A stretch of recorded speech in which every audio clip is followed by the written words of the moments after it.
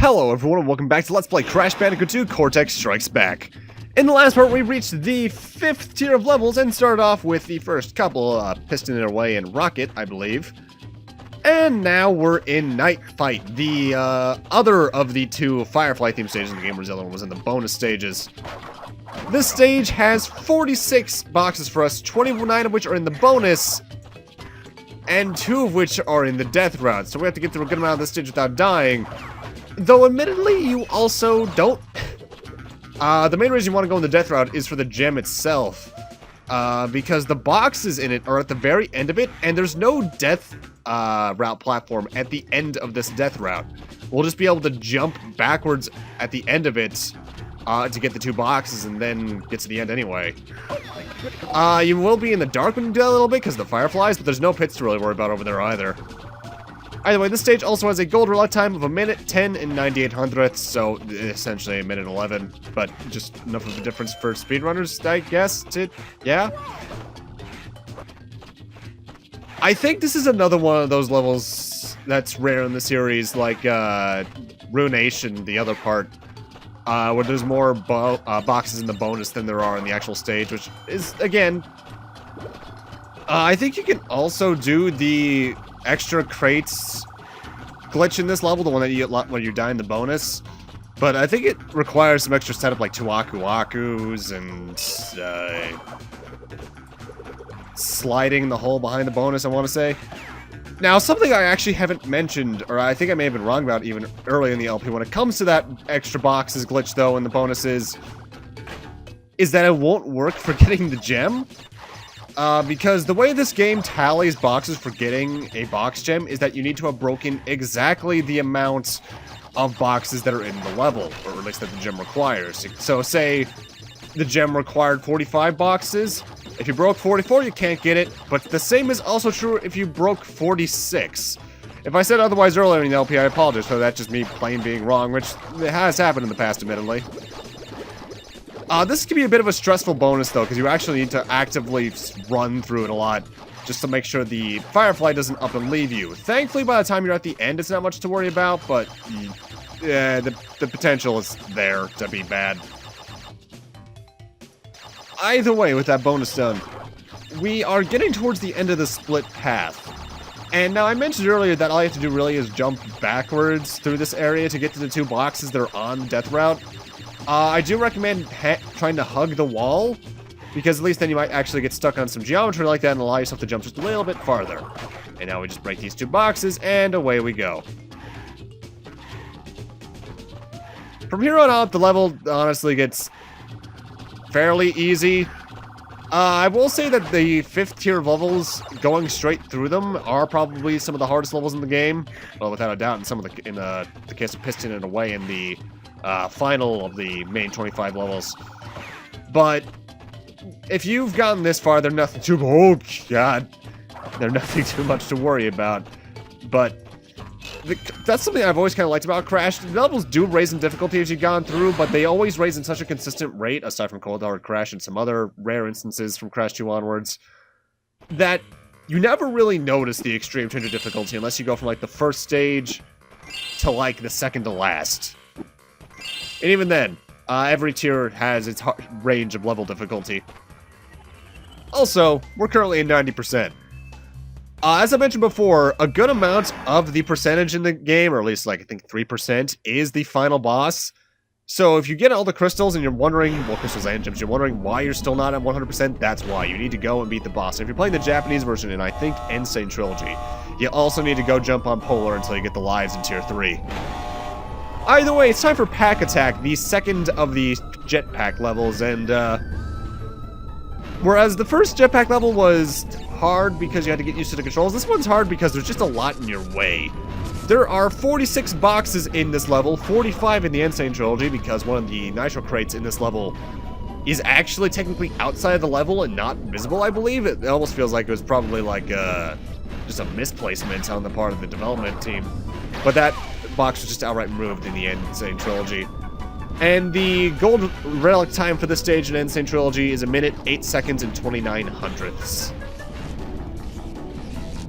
And this is actually a stage name I find funny because it's actually based off the Namco game Pack Attack, which was, I think, an adaptation of Cosmo Gang the Puzzle, except it was Pac-Man, which is cool, I guess.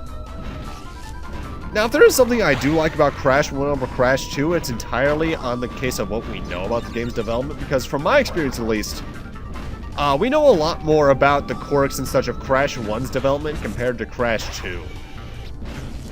And because I love this game so much, I find that kind of a shame. I love learning about what went on in the creative process behind games I love and such, especially if the games took a while to develop, be it due to development hell or otherwise. I'm looking at some of the Square Enix games on my shelf over there. But, yeah, it's a shame, but, oh well. Also, I didn't really mention it before, but I love the background for the backpack stages. It's so trippy, I love it. This is literally just a view of space, the moon, and Earth, but it's constantly rotating in such a way that I feel like I'm actually in anti-grav. Though that's actually an interesting thing. The space station that Cortex has is where we're supposed to be. I believe that's where all the levels in the 5th tier are. But I think that's also supposed to be where the warp tiers are. That's the only way it would make sense, at least, given the fact that you take elevators to get between them. So that's strange. Also, something I find funny, every time we knock into one of these lab assistants, they scream like that. Every time you kill them with that, and I laugh at that. In fact, I think they make that scream with almost any time they die in the actual Cortex lab stages. Which, you know what, I find it funny. I kind of wish it was the Wilhelm scream, I'm not going to lie, but I'll take that scream too. In fact, honestly, I'm so used to the Wilhelm scream that this one's almost funnier. Now, for some reason, I swear I recall these yellow tiles being able to hurt you, but I think they don't. I think they're just there to look cool. But it's weird because I feel like they should electrocute me, you know what I mean? Either way, we've got the gem, we've got the crystal. Pack Attack is done. And with that, we're on to the last main level. Technically speaking, the last level in the game is Totally Fly, but that's a bonus level, so therefore is counted separately. Also, I just noticed there's a tear in the metal there to the left. That's a bit weird. Welcome to Spaced Out. We got 2 gems here and 1 crystal. However, we have a lot to go before we actually start caring about the box gem and such. But if you do want to speedrun it immediately for some reason, the gold relic time for the stage is 1 minute, 9 seconds, and 24 hundredths. Now, this stage starts a bit of a tradition throughout the Crash series when it comes to gem collection. You might notice the blue gems here, but we had a blue gem path earlier. The way this level works is that very early on here, we get onto the blue gem, but that leads us onto a sub-path that requires you to have all 5 of the colored gems in order to complete it in order to get the second gem for this level. So essentially, this is a place you can only really go on if you've done everything in the game thus far. Short a couple of things, obviously, but more or less. And you have a lot of deadly platforming along the way. Basically, every element that's in this stage is used here in tandem with itself, just to make some very difficult platforming. Though, admittedly, comparatively, it's not the hardest thing in the world. You might still trip yourself up sometimes, especially when it comes to those tentacle bots. I think every mainline Crash game that used this gameplay style after this used a gem pathway like this. Like, I know Crash 3 did, I think Wrath of Cortex did.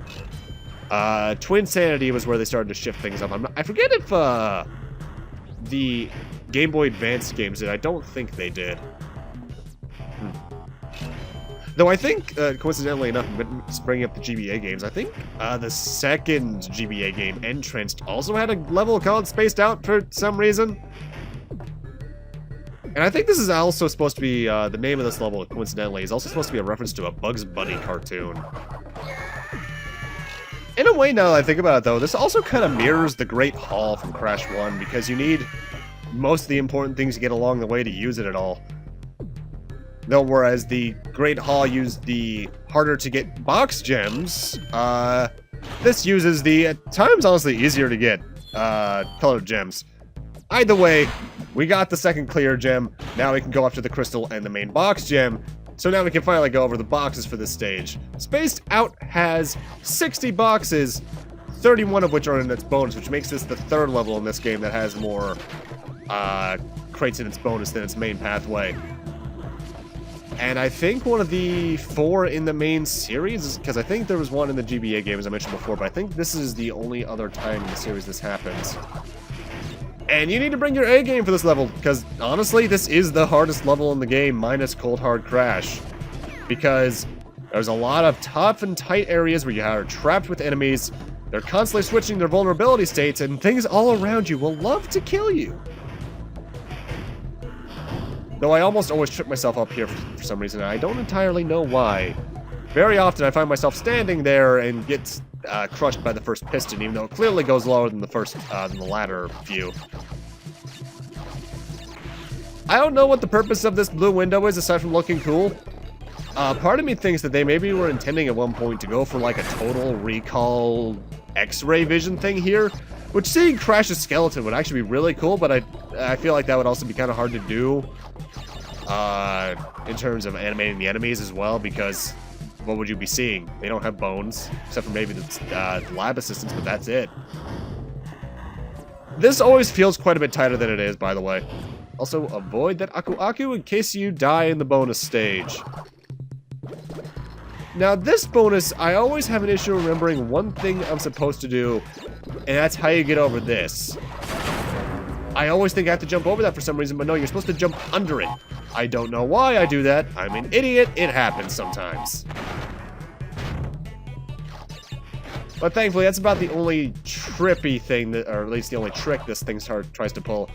Though we do have quite a few of these blocks in a row, but thankfully this time I actually feel brave enough to go after them this way instead of going on top of them. Plus, I don't think you actually can get on top of these specific boxes. It's funny how much faster it goes if you just go after 2 at a time.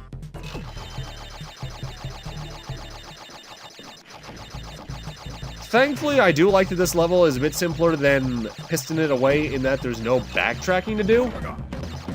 All you do in this level is go straight through it, and I appreciate that. Also, remember, you don't need to crawl through there. You can actually spend those shrink ray energies, which I'm assuming is how you're supposed to get over those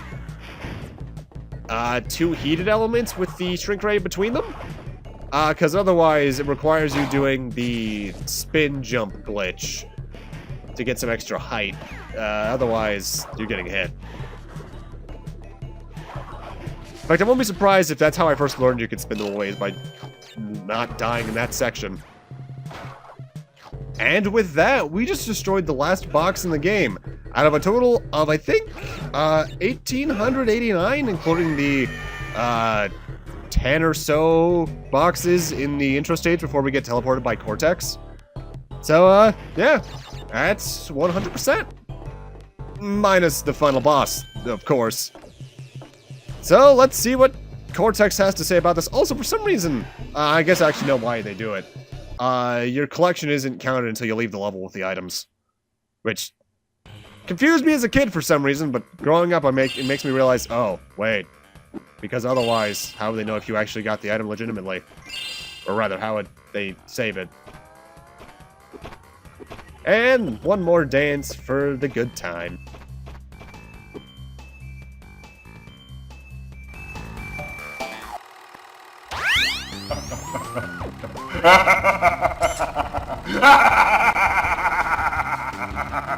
Yes! My plan is nearly complete, and I have you, Crash Bandicoot, to thank for it. N.Gin? What's happening? What's that? Is he stealing our signal? Crash! Cortex isn't going to use the crystals to contain the planet's energy. He's going to harness the force and use it to power the super Cortex vortex he has built on his space station. One blast of the ray will cover the entire world, turning everyone into Cortex's mindless slaves. Crash, don't let him have those crystals! N.Gin, you fool! She's telling him everything! Ah, yes. We're back now. Pardon the, interruption. Crash, bring me Chris! Bring me Chris? My brother? Okay. Either way, it's time to head after the final boss, which is the worst one in the game. Cortex All he does in this fight is run away from you. He doesn't shoot you with his blaster despite clearly having an Insane Trilogy. He's only a crystal, just to change that. Now all you do is fly with the jetpack into him. When you're close enough, spin, you damage him, do that 3 times, you win. If you wait too long, he does escape. In fact, I think I even had that happen during my test playthrough. But he escapes into a portal, but honestly, you have more than enough time just to spin him 3 times. No! You haven't seen the last of me, Crash Bandicoot!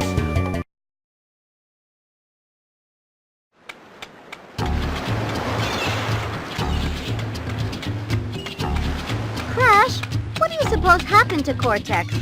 And what about the Cortex Vortex? It's still up there.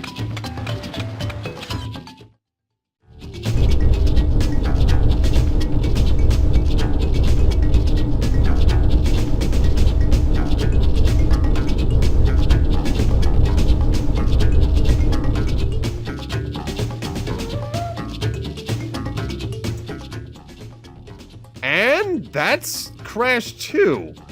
Mostly, since we reached 100%, there's one more thing we're gonna get once these credits end, similarly to Crash 1. Oh, but some more things I should mention about that Cortex fight.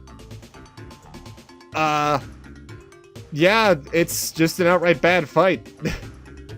He doesn't attack you at all, which is just kind of dumb for a final boss. Honestly, that's probably the difficulty I would have put for the first boss, which in a way I guess is the way of saying that Cortex isn't that strong of a person to begin with, which I can understand that as a narrative element, but there needed to be more going on there. Though if I recall, the Insane Trilogy changed the way the final boss works a little bit, at least visually, in that when he escapes, he doesn't escape through a portal, he escapes to the space station to use that Cortex Vortex thing, and therefore he wins. But Crash 2... minus some minor things like Cold Hard Crash is a very major thing. Minus Cold Hard Crash, the Cortex fight, and some of the elements just not being as well used as I wish they could be, like the digging, is probably my favorite Crash game. I just love how this game's set up. I love the level system. I love how straightforward to the point it is and how refined it is over Crash 1. Though now that I think about it, we never do get Coco that laptop battery. Guess she got one of her own, didn't she? I will say I find this game more worthwhile to 100% than Crash 1 in a lot of ways, be it the less bullshit level design, the fairer gem obtaining system thanks to the fact you can actually die, and in general just being more cooperative with the player. But I will say, despite me liking this game over Crash 3 for reasons I'll get into when I get to Crash 3, I do think Crash 3 did better with the 100% reward. But there's still one thing left to do.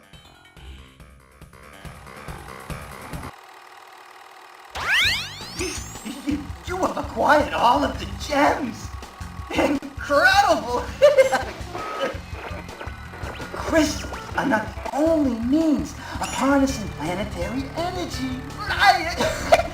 The gems have that ability as well, and with them, I can destroy the Cortex Vortex forever! Let me walk you to my completed laser installation. Alright, let's go see the 100% ending. Also, I should note, you're just taken right to the level select after you beat Cortex. You don't even have to load the game at all, which is good because I couldn't save the game, as you might remember.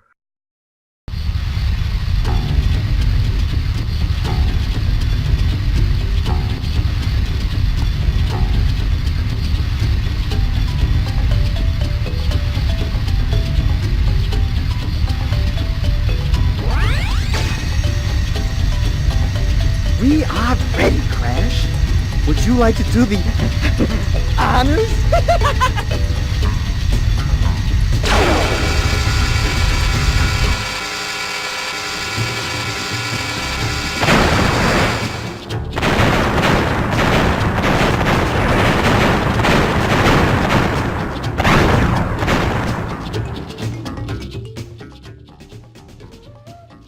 That's a lot more conclusive, wouldn't you say? And always a bit satisfying, because even though I love this game, seeing things explode that are made by villains is always just good. Well, unless you're Michael Bay, in which case you overdo it and make all the explosions just feel less impactful in the long run. But yeah, Crash 2 gets my recommendation if you want to get into the series. I recommend it over Crash 1 wholeheartedly. Crash 3 gets more or less equal recommendation for me, though I think Crash 2 is a better place to start due to the elements being, I think, better used in a lot of ways. Plus, as I'll mention when I get to Crash 3, I think it gets a bit guilty of itself at times. If you want to play Crash 2, it's on the PlayStation. I think PlayStation Network on PS3. I don't think PS4.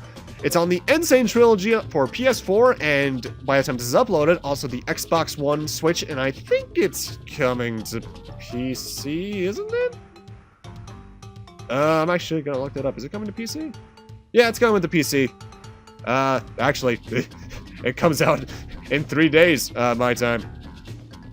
If I recall, it actually has a unique level for Crash 3, which is wholeheartedly worth it. Considering the fact that Insane Trilogy is only $40, by the way, if you haven't played Crash 1 through 3 yet, get it on that, because those games remastered looking like that, with a lot of glitches fixed and just being overall a better experience, for $40, completely worth it. But with that, I'm going to end this off here. Coming up next, I do think I'm gonna finally tackle a game I've been wanting to do for a while, but just never did because I honestly didn't have the motivation to do it. I don't get why he's laughing. But with that, I'm going to end this off here.